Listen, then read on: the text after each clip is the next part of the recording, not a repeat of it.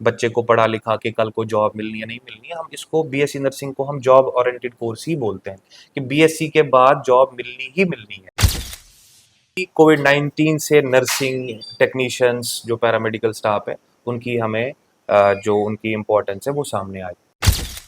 की सैलरी 75,000 से लेके 1,25,000 पर मंथ की सैलरी, और अगर हम 8th पे कमीशन की बात करें तो उससे भी ज़्यादा सैलरी अभी जो नर्सिंग ऑफिसर की है वो हो सकती है। बाहर एज अ लेबर काम करने से अच्छा है कि यहाँ से कोर्स करके अगर इंसान बाहर जाता है, जैसे गल्फ कंट्रीज़ में कतर है, या सऊदी अरब है, या कनाडा है, ऑस्ट्रेलिया है, यूके है, इनमें अच्छी सैलरी बीएससी नर्सिंग करके जाके कर सकते हैं। आप BSc anaesthesia operation theatre, BSc medical lab sciences, BSc cardiac care technology, BSc optometry and other जो कोर्सेज जैसे BSc medical radiology and imaging technology, ये भी जॉब ओरिएंटेड कोर्स है जिनका ड्यूरेशन 4 ईयर है, सेम एज जैसे कि बीएससी नर्सिंग का ड्यूरेशन 4 साल का है, सेम इन कोर्सेज का भी ड्यूरेशन 4 साल का ही है। विदाउट इन्वेस्टिगेशन आज अगर आप किसी भी डॉक्टर के पास जाएंगे तो फॉर एग्जांपल किसी को पेट दर्द है, किसी को कोई एब्डोमेन में पेन है, सबसे पहले वो बोलता है कि आप यूएसजी करके आओ, अल्ट्रासोनोग्राफी। अगर अल्ट्रासोनोग्राफी अगर किसी के सिर में दर्द है या कुछ और है तो सबसे पहले आज डॉक्टर जो इन्वेस्टिगेशन के लिए बोलता है सीटी करके आओ, एमआरआई करके आ जाओ, आप सीटी स्कैन, एमआरआई या एक्सरे करके आओ। तो आजकल का जो मेडिकल साइंस है जिसमें रेडियोलॉजी का एक इम्पॉर्टेंट रोल है कि अगर कोई बीमार है उसका जो प्रॉपर ट्रीटमेंट हो तो उसके लिए प्रॉपर टेक्नीशियंस भी होनी चाहिए। वो टेक्नीशियंस इसलिए इम्पॉर्टेंट है कि क्योंकि विदाउट इन्वेस्टिगेशन अगर एक प्रॉपर अच्छा स्किल्ड टेक्नीशियन ना हो तो डॉक्टर की डायग्नोसिस उसमें खराब हो सकती है और एक पेशेंट की जिंदगी खराब हो सकती है उस चीज से। तो टेक्नीशियन, नर्स और डॉक्टर का अगर इन तीनों में इम्बैलेंस हो तो प्रॉपर ट्रीटमेंट नहीं हो सकता। कि हमारे पास इन कैंपस जैसे फंडामेंटल लैब है, हमारे पास हेमेटोलॉजी लैब है, बायोकेमिस्ट्री है, माइक्रोबायोलॉजी लैब्स है, तो बेसिक ट्रेनिंग तो हम यहीं पे करा देते हैं। मेडिकल है तो बीएससी नर्सिंग में एडमिशन ले सकता है, अगर तो बीएससी नर्सिंग में नहीं तो हमारे पास जो 5 और मेडिकल कोर्सेज है जिसमें मैंने आपको बोला ऑप्टोमेट्री है, कार्डियक केयर है, या एनेस्थीसिया ऑपरेशन थिएटर है, मेडिकल लैब साइंसेज है, रेडियोलॉजी है, वो उनमें भी एडमिशन ले सकता है। ਇਹ ਕਾਲਜ 2006 ਤੋਂ ਚੱਲ ਰਿਹਾ।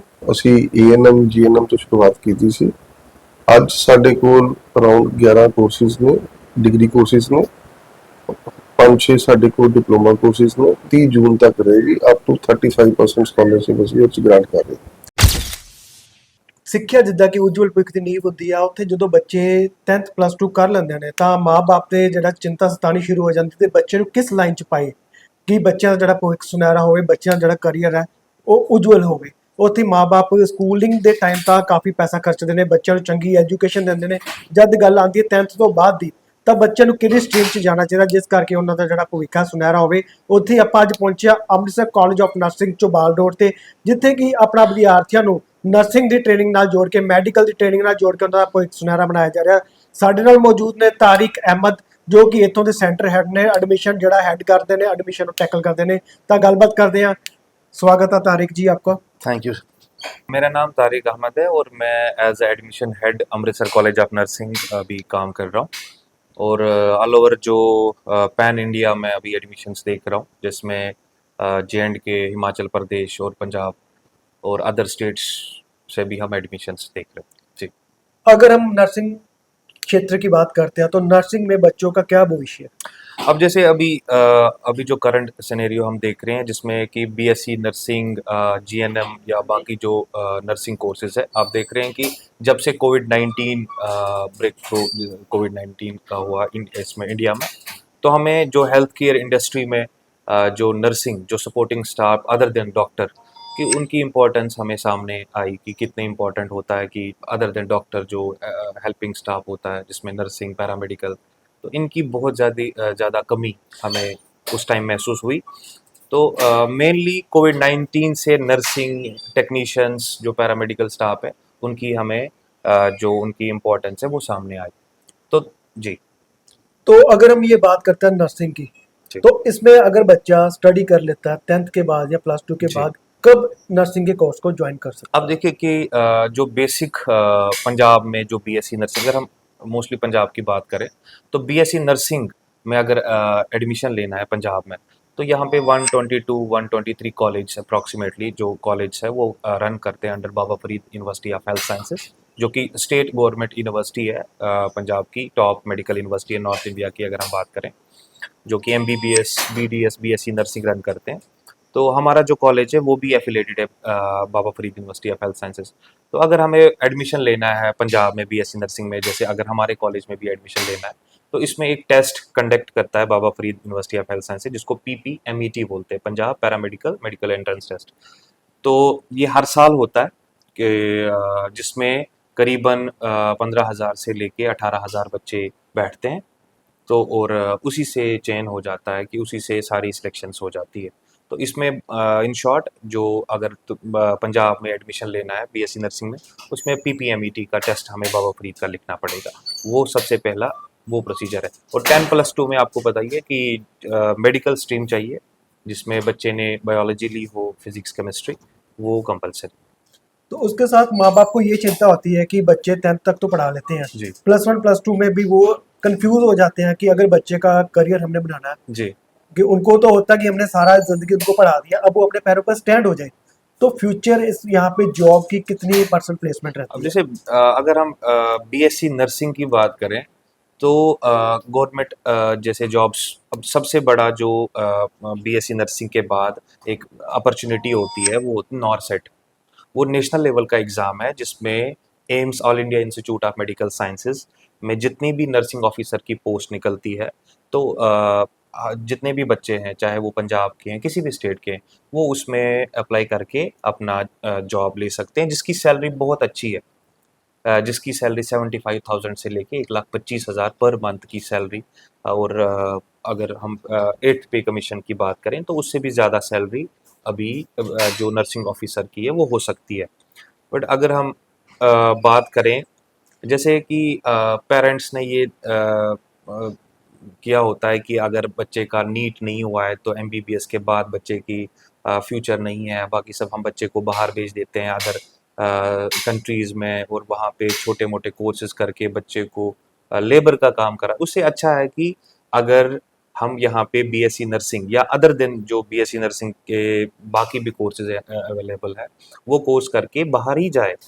बट बाहर एज अ लेबर काम करने से अच्छा है कि यहाँ से कोर्स करके अगर इंसान बाहर जाता है, जैसे गल्फ कंट्रीज़ में कतर है, या सऊदी अरब है, या कनाडा है, ऑस्ट्रेलिया है, यूके है, इनमें अच्छी सैलरी एक जो बीएससी नर्सिंग करके जाके कर सकते हैं। पहली बात है नर्सिंग एक ऐसा कोर्स है जिसमें प्राइवेट ऑप्शंस भी अच्छे हैं, जिसमें हॉस्पिटल्स आप देख लें, पंजाब का जो मेडिकल सेक्टर है प्राइवेट जो हॉस्पिटल्स है वो बहुत बड़ा है as compare to other states.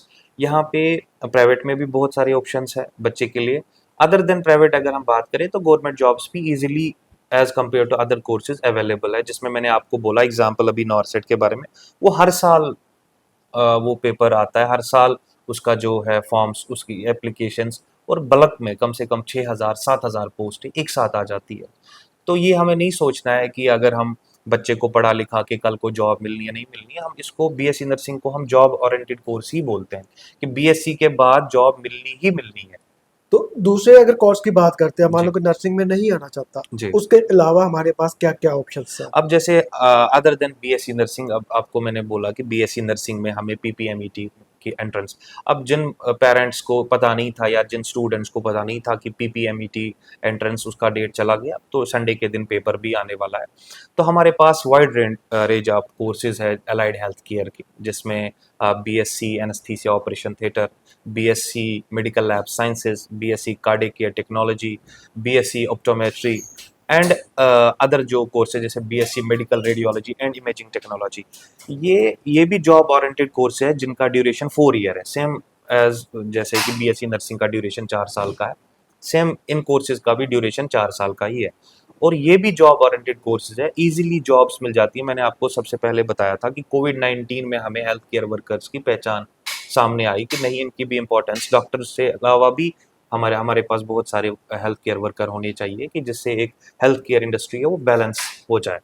तो जिसमें मैंने आपको बोला, देखिए पहली बात है बीएससी नर्सिंग नो डाउट बहुत ज़बरदस्त, अगर एमबीबीएस के बाद किसी कोर्स की वैल्यू है मेडिकल में वो बीएससी नर्सिंग है। बट अगर हम टेक्नीशियन जॉब करें, टेक्नीशियंस की बात करें, फॉर एग्जांपल एमआरआईटी की, medical radiology and imaging technology, से रेडियोलॉजी को बोलते हैं आई आप मेडिकल साइंसेस।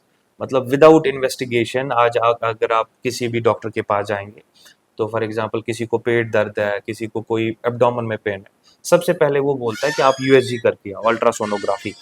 अगर अल्ट्रासोनोग्राफी अगर किसी के सिर में दर्द है या कुछ और है, तो सबसे पहले आज डॉक्टर जो इन्वेस्टिगेशन के लिए बोलता है सीटी करके आओ, एमआरआई करके आ जाओ, आप सीटी स्कैन, एमआरआई या एक्सरे करके आओ।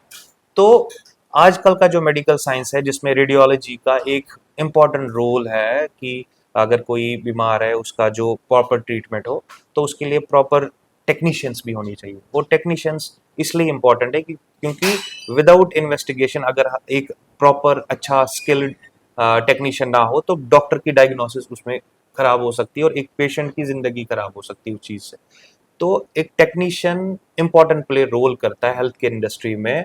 अगर हम डॉक्टर और जो टेक्नीशियन है इनके बीच में बैलेंस होना ज़रूरी है। एक स्किल टेक्नीशियन ज़रूरी चाहिए हॉस्पिटल में। अब देखो नर्सिंग का काम कोई भी कर सकता है, नर्सिंग का काम एएनएम वाला भी कर, बीएससी नर्सिंग का काम एएनएम भी कर सकता है, जीएनएम। बट एक टेक्नीशियन हॉस्पिटल में एक ही होता है। जैसे आपने देखा होगा एक्सरे लैब एक होती है, उसमें एक टेक्नीशियन होता है। तो नर्सिंग वाला टेक्नीशियन का काम नहीं करता है, तो इसका मतलब है कि एक इम्पॉर्टेंट जॉब बन जाता है। क्योंकि अगर मेरा काम कोई नहीं कर पाएगा तो मैं ऑटोमेटिकली एक इम्पॉर्टेंट पॉइंट बन जाता हूँ किसी ऑर्गेनाइजेशन के लिए। तो इसीलिए टेक्नीशियन जैसे एमआरआईटी मैंने, वैसी लैब है। किसी को बुखार है, 1 हफ्ते से बुखार है, 10 दिन से बुखार है, तो पहले तो नॉर्मली डॉक्टर के पास हम जाते हैं, वो पीसीएम दे देता है, पैरासिटामॉल। अगर तो ठीक नहीं होता तो डॉक्टर सबसे पहले आपने देखा होगा वो बोलता है आप सीबीसी करके कंप्लीट ब्लड का काउंट कर लो, आप ये टेस्ट ब्लड टेस्ट कर लो, जिससे एक कंप्लीट पता चल जाता है पेशेंट की क्या कंडीशन है। उसमें अगर टेक्नीशियन अच्छा ना हो, एक स्किल टेक्नीशियन ना हो, तो उसमें भी डायग्नोसिस गलत होके एक प्रॉपर जो पेशेंट की ट्रीटमेंट है वो खराब हो सकती। तो टेक्नीशियन, नर्स और डॉक्टर का, मतलब एक ही चेन के तीनों पहलू हो गए हाँ कि बिल्कुल, अगर कि डॉक्टर हेल्थ केयर इंडस्ट्री में अगर इन तीनों में इम्बैलेंस हो तो प्रॉपर ट्रीटमेंट नहीं हो सकता। कुछ हॉस्पिटल हम ऐसे देखते हैं जहाँ पे क्या होता है, नर्स स्टाफ को इंजेक्शन लगाने के लिए वेन ही नहीं मिलती, वो गलत हाँ, नस में गलत इंजेक्शन लगा देते हैं। जी। तो आप कैसे यहाँ पे उनको तैयार करते हो, क्योंकि एक इंसान की जिंदगी का सवाल होता है। हम्म। जब वो वेन नहीं मिलती, टेस्ट के लिए अलग अलग जगह इंजेक्शन लगाते हैं, वो क्या प्रैक्टिकल हम करवाते हैं इनको, कोई हमारे पास लैब्स वगैरह की फैसिलिटी है या सीधा हम कोचिंग दे के भेज देते हैं? कि हमारे पास इन कैंपस जैसे फंडामेंटल लैब है, हमारे पास हेमेटोलॉजी लैब है, बायोकेमिस्ट्री है, माइक्रोबायोलॉजी लैब्स है।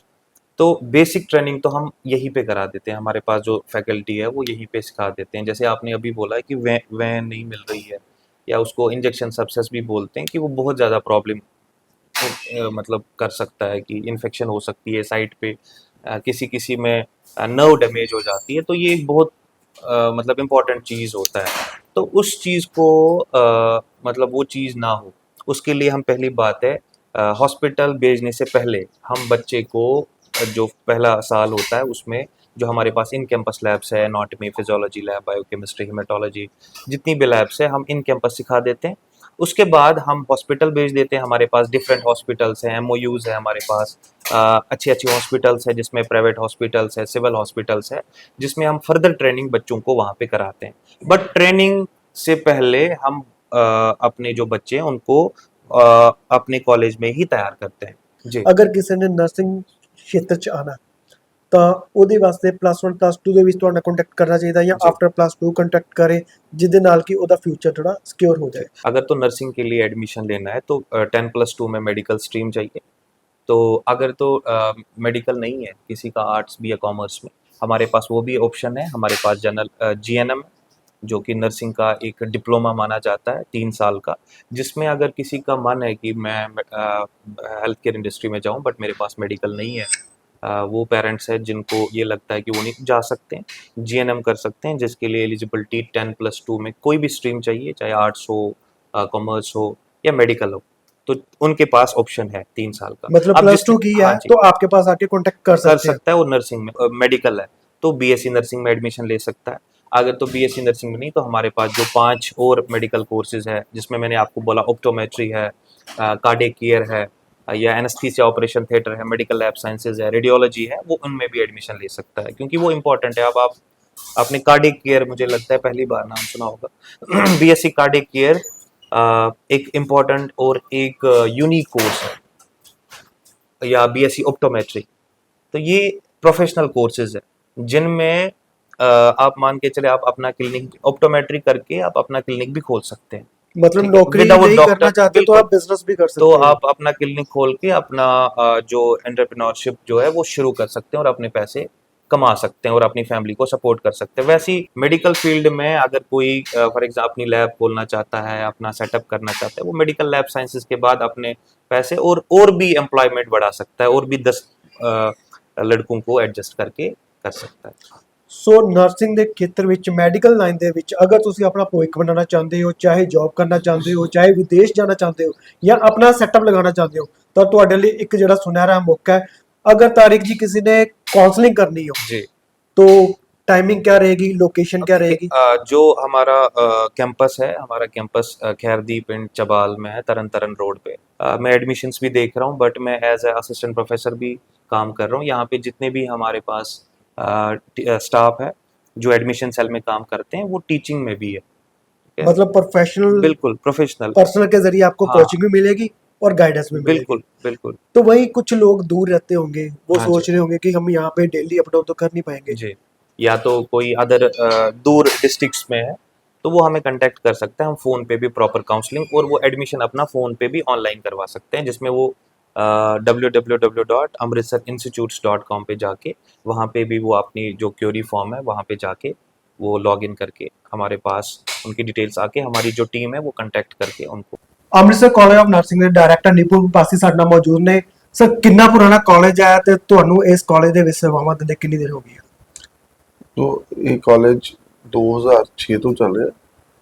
ਅਸੀਂ ਏਐਨਐਮ ਜੀਐਨਐਮ ਤੋਂ ਸ਼ੁਰੂਆਤ ਕੀਤੀ ਸੀ। ਅੱਜ ਸਾਡੇ ਕੋਲ ਅਰਾਊਂਡ 11 ਕੋਰਸਿਸ ਨੇ, ਡਿਗਰੀ ਕੋਰਸਿਸ ਨੇ। 5-6 ਸਾਡੇ ਕੋਲ ਡਿਪਲੋਮਾ ਕੋਰਸਿਸ ਨੇ। ਡਿਗਰੀ ਦੇ ਵਿੱਚ ਅਸੀਂ nursing, allied health sciences, hospital administration, computer application ਸਾਰੇ ਕੋਰਸਿਸ ਕਰਵਾ ਰਹੇ ਹਾਂ।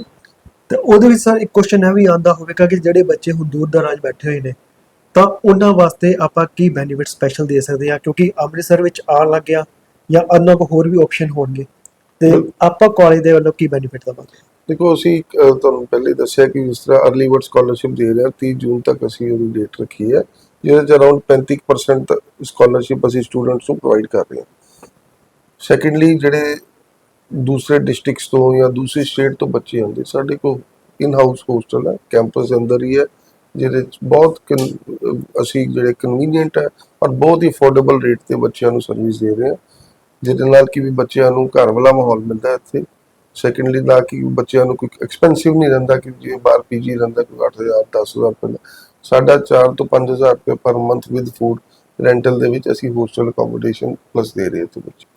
ਤਾਂ ਉੱਥੇ ਇਹ ਬੱਚਿਆਂ ਵਾਸਤੇ ਵੀ ਸੁਨਹਿਰਾ ਮੌਕਾ ਹੈ। ਅਗਰ ਆਪਾਂ ਇਕਨੋਮਿਕਲੀ ਵੀਕ ਆ ਤਾਂ ਕੁਝ ਕਰਨਾ ਚਾਹੁੰਦੇ ਆ ਤਾਂ ਇੱਕ ਵਾਰੀ ਆ ਕੇ ਵੀ ਸੰਪਰਕ ਜ਼ਰੂਰ ਕਰੋ। ਉੱਥੇ ਸਰ ਆਪਾਂ ਵੀ ਦੇਖ ਸਕਦੇ ਕਿ ਸਮਾਜ ਵਿੱਚ ਜਿਸ ਤਰ੍ਹਾਂ ਦਾ ਮਾਹੌਲ ਬਦਲ ਰਿਹਾ, ਤਾਂ ਲੜਕੀਆਂ ਨੂੰ ਲੈ ਕੇ ਖਾਸ ਕਰਕੇ ਮਾਪੇ ਪੰਜਾਬ ਦੇ ਵਿੱਚ ਚਿੰਤਿਤ ਹੋ ਰਹੇ ਨੇ ਕਿ ਮਾਹੌਲ ਦੇ ਅਕੋਰਡਿੰਗ, ਤਾਂ ਆਪਾਂ ਇੱਥੇ ਲੜਕੀਆਂ ਵਾਸਤੇ ਕਿਸ ਤਰ੍ਹਾਂ ਸੇਫਟੀ ਦਾ ਧਿਆਨ ਰੱਖ ਰਹੇ ਹਾਂ, ਹੋਸਟਲ 'ਚ ਕਿਸ ਤਰ੍ਹਾਂ ਆਪਾਂ ਉਹਨਾਂ ਨੂੰ ਫੈਸਿਲਿਟੀ ਪ੍ਰੋਵਾਈਡ ਕਰਾ ਰਹੇ ਹਾਂ? ਦੇਖੋ, ਸਾਡੇ ਕੋਲ ਆਲਰੇਡੀ 80% ਸਟੂਡੈਂਟਸ ਗਰਲਸ ਚਾਈਲਡ ਹੀ ਨੇ। ਸਾਡੇ ਇੱਥੇ ਬਹੁਤ ਅੱਛਾ ਮਾਹੌਲ ਹੈ ਲੜਕੀਆਂ ਵਾਸਤੇ। ਸਾਡੇ ਕੋਲ ਹੋਸਟਲ ਦੇ ਵਿੱਚ ਵੀ 24 ਆਵਰ ਸਿਕਿਉਰਿਟੀ ਹੈ, ਗਨਮੈਨ ਵਗੈਰਾ ਹੁੰਦੇ ਨੇ। ਸਾਡਾ ਹੋਸਟਲ ਵੀ ਜਿਹੜਾ ਗਰਲਸ ਹੋਸਟਲ ਹੈ, ਅਟੈਚ ਵਾਸ਼ਰੂਮ ਹੈ, ਉਹਨਾਂ ਦੀ ਹਾਈਜੀਨ ਨੂੰ ਰੱਖਦੇ ਹਾਂ ਧਿਆਨ ਦੇ ਵਿੱਚ। ਅਸੀਂ ਉਸੇ ਤਰੀਕੇ ਡਿਜ਼ਾਈਨ ਕੀਤਾ ਤਾਂ ਕਿ ਲੜਕੀਆਂ ਦੀ ਸੇਫਟੀ ਉਹ ਸਾਡੇ ਵਾਸਤੇ ਵੀ ਪ੍ਰਾਇਰਟੀ ਹੈ। ਸਾਡੀਆਂ ਬੱਚੀਆਂ ਨੇ ਤੇ ਜੇ ਇਹਨਾਂ ਨੂੰ ਸੁਰੱਖਿਆ ਨਹੀਂ ਦੇਣੀ ਤਾਂ ਕੌਣ ਦੇਵੇ? ਸੋ ਮਾਪੇ ਇੱਕ ਵਾਰੀ ਆ ਕੇ ਸੰਪਰਕ ਜ਼ਰੂਰ ਕਰਨ। Amritsar college of nursing, Chaubal road, village Khairdin ਆ ਕੇ ਜਿਹੜਾ ਕੰਟੈਕਟ ਕਰ ਸਕਦੇ ਨੇ। ਅਗਰ ਕਿਸੇ ਨੇ ਕਾਉਂਸਲਿੰਗ ਲੈਣੀ ਹੋਵੇ ਤਾਂ ਉਹਦੇ ਵਾਸਤੇ ਕੋਈ ਆਪਾਂ ਚਾਰजेस ਰੱਖੀ ਜਾਂ ਫ੍ਰੀ ਆਫ ਕਾਸਟ ਰਹੇਗੇ? ਕਾਉਂਸਲਿੰਗ ਚਾਰजेस ਕੋਈ ਕਿਸੇ ਤਰ੍ਹਾਂ ਦਾ ਕੋਈ ਕਾਉਂਸਲਿੰਗ ਚਾਰजेस ਨਹੀਂ ਹੈ। ਜੇ ਕੋਈ ਇਨਕੁਆਇਰੀ ਕਰਨੀ ਚਾਹੁੰਦਾ ਹੈ, ਬੱਚਾ ਸਾਡੀ ਵੈਬਸਾਈਟ ਤੇ ਜਾ ਕੇ ਵੀ ਅਪਲਾਈ ਕਰ ਸਕਦਾ, ਕਾਲਜ ਜਾ ਕੇ ਵੀ ਸਾਡੇ ਕੋਲ ਗਾਈਡੈਂਸ ਲੈ ਸਕਦਾ। ਸਾਡਾ ਹੈਲਪਲਾਈਨ ਨੰਬਰ ਹੈ 9592941999 ਇਸ ਤੇ ਕਾਲ ਕਰਕੇ ਵੀ ਸਾਡੇ ਕੋਲ ਇਨਫੋਰਮੇਸ਼ਨ ਲੈ ਸਕਦਾ। ਸੋ ਮਾਪੇ ਦੀ ਇੱਕ ਚਿੰਤਾ ਜਿਹੜੀ ਦੂਰ ਹੋਣ ਵਾਲੀ ਹੈ, ਜਿਹੜੇ ਬੱਚਿਆਂ ਨੇ ਪਲੱਸ 2 ਕਰ ਲਿੱਤੀ ਹੈ ਅਤੇ ਕਨਫਿਊਜ਼ ਨੇ ਕਿ ਬੱਚਿਆਂ ਨੂੰ ਕਿਸ ਖੇਤਰ ਵਿੱਚ ਭੇਜਿਆ ਜਾਵੇ ਜਿਸ ਨਾਲ ਉਹਨਾਂ ਦਾ ਭਵਿੱਖ ਸੁਨਹਿਰਾ ਹੋਵੇ। ਬਹੁਤ ਸਾਰੇ ਮਾਪੇ ਤਾਂ ਚਾਹੁੰਦੇ ਨੇ ਸਾਡਾ ਬੱਚਾ ਸਾਡੇ ਕੋਲ ਰਹਿ ਕੇ ਹੀ ਨੌਕਰੀ ਕਰੇ ਜਾਂ ਬਿਜ਼ਨਸ ਕਰੇ, ਵਿਦੇਸ਼ ਜਾਣਾ ਚਾਹੁੰਦੇ ਨੇ, ਉਹ ਵੀ ਇਹਨਾਂ ਵਾਸਤੇ ਜਿਹੜਾ ਕਿ ਜਾ ਸਕਦੇ ਨੇ। ਕੋਰਸ ਤੋਂ ਬਾਅਦ ਵਿਦੇਸ਼ ਵਿੱਚ ਵੀ ਸੁਨਹਿਰਾ ਮੌਕਾ ਹੈ। ਅਗਰ ਆਪਣੇ ਪੰਜਾਬ 'ਚ ਰਹਿ ਕੇ ਸੇਵਾ ਕਰਨਾ ਚਾਹੁੰਦੇ ਨੇ, ਉਹਦੇ ਵਾਸਤੇ ਵੀ ਇੱਕ ਸੁਨਹਿਰਾ ਮੌਕਾ ਹੈ। ਜਿਸ ਤਰ੍ਹਾਂ ਸਮਾਂ ਬਦਲ ਰਿਹਾ, ਉਸ ਤਰੀਕੇ ਨਾਲ ਨਰਸਿੰਗ ਸਟਾਫ ਦੀ ਡਿਮਾਂਡ ਜਿਹੜੀ ਵੱਧਦੀ ਜਾ ਰਹੀ ਹੈ। ਜਿਸ ਤਰ੍ਹਾਂ ਬਿਮਾਰੀਆਂ ਵਧੀ ਜਾ ਰਹੀਆਂ, ਟੈਸਟ ਵਧੀ ਜਾ ਰਹੇ ਨੇ, ਟੈਕਨੀਸ਼ੀਅਨ ਦੀ ਡਿਮਾਂਡ ਵੀ ਵਧਦੀ ਜਾ ਰਹੀ ਹੈ। ਸੋ ਸਾਡਾ ਵੀ ਮਕਸਦ ਇਹੀ ਹੁੰਦਾ ਹੈ ਕਿ ਤੁਹਾਡੇ ਬੱਚਿਆਂ ਦਾ ਭਵਿੱਖ ਜਿਹੜਾ ਸੁਨਹਿਰਾ ਹੋਵੇ। ਅਸੀਂ ਵੀ ਇਸ ਲਈ ਉਪਰਾਲੇ ਕਰਦੇ ਹਾਂ ਤਾਂ ਕਿ ਜਿਹੜਾ ਪਰਿਵਾਰ ਤੁਹਾਡਾ ਖੁਸ਼ਹਾਲ ਹੋਵੇ, ਪੰਜਾਬ ਸਾਡਾ ਖੁਸ਼ਹਾਲ ਹੋਵੇ, ਪੰਜਾਬ ਤਰੱਕੀ ਕਰੇ। ਸੋ ਅਜਿਹੀ ਵੀਡੀਓ ਲੈ ਕੇ ਮਿਲਦੇ ਰਵਾਂਗੇ। ਬਣੇ ਰਹੋ ਤਰੰਗ ਪੰਜਾਬ ਮੀਡੀਆ ਦੇ ਨਾਲ। ਧੰਨਵਾਦ।